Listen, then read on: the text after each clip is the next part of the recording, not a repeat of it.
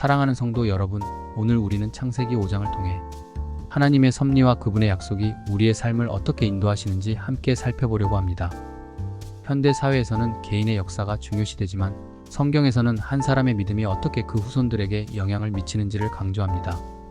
창세기 5장의 족보는 단순히 이름의 나열이 아니라 하나님의 약속과 섭리가 어떻게 구체적으로 실현되는지를 보여줍니다. 이 족보를 통해 우리는 하나님의 신실하심과 섭리를 발견할 수 있습니다. 첫째, 대지 하나님과 동행하는 삶의 중요성. 창세기 5장에서는 아담부터 노아까지의 족보가 기록되어 있습니다. 이 족보 중에서 특별히 주목할 인물이 에녹입니다.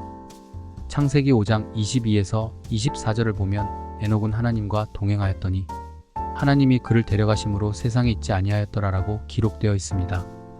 에녹은 365년을 살았고 그중 300년을 하나님과 동행하였습니다. 그의 삶은 단순한 생의 연장이 아니라 하나님과의 깊은 교제 속에서 이루어진 삶이었습니다. 에녹의 삶은 오늘날 우리에게 큰 도전을 줍니다. 우리는 하나님과 동행하며 그분의 인도하심을 따르는 삶을 살아야 합니다. 이는 매일의 기도와 말씀 묵상을 통해 가능합니다. 하나님과 동행하는 삶은 단순히 종교적인 의무를 다하는 것이 아니라 우리의 모든 삶의 순간에서 하나님과의 깊은 관계를 유지하는 것을 의미합니다. 둘째, 대지 하나님의 약속과 신실하심. 창세기 5장은 아담의 후손들이 하나님의 약속을 따라 살아가는 모습을 보여줍니다. 이 족보는 하나님께서 아담에게 주신 약속이 어떻게 그 후손들을 통해 실현되는지를 보여줍니다. 하나님은 아담에게 인간의 구속과 회복에 대한 약속을 주셨고 이 약속은 그의 후손을 통해 계속 이어졌습니다. 하나님은 아담에게 약속하신 대로 그의 후손을 통해 하나님의 계획을 이루어 가셨습니다. 이 족보를 통해 우리는 하나님의 약속이 어떻게 실현되는지를 볼 수 있습니다. 하나님은 그분의 약속을 신실하게 지키시며 우리의 삶 속에서도 그분의 계획을 이루어 가십니다. 하나님은 우리가 그분의 약속을 믿고 신뢰하기를 원하시며 그분의 신실하심을 통해 우리의 믿음을 강화시켜 주십니다.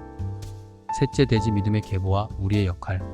창세기 5장은 믿음의 계보를 통해 우리의 신앙이 다음 세대에 어떻게 영향을 미치는지를 보여줍니다.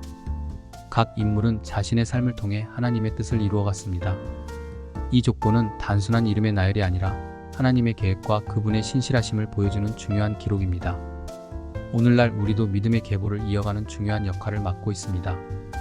우리의 신앙과 삶이 다음 세대에 어떻게 영향을 미칠지를 생각하며 살아가야 합니다.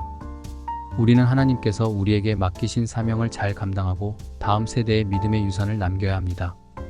사랑하는 성도 여러분, 오늘 우리는 창세기 5장을 통해 믿음의 족보와 하나님의 약속에 대해 살펴보았습니다.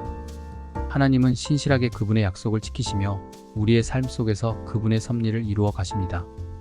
우리는 하나님과 동행하며 그분의 약속을 신뢰하고 믿음의 계보를 이어가는 삶을 살아야 합니다.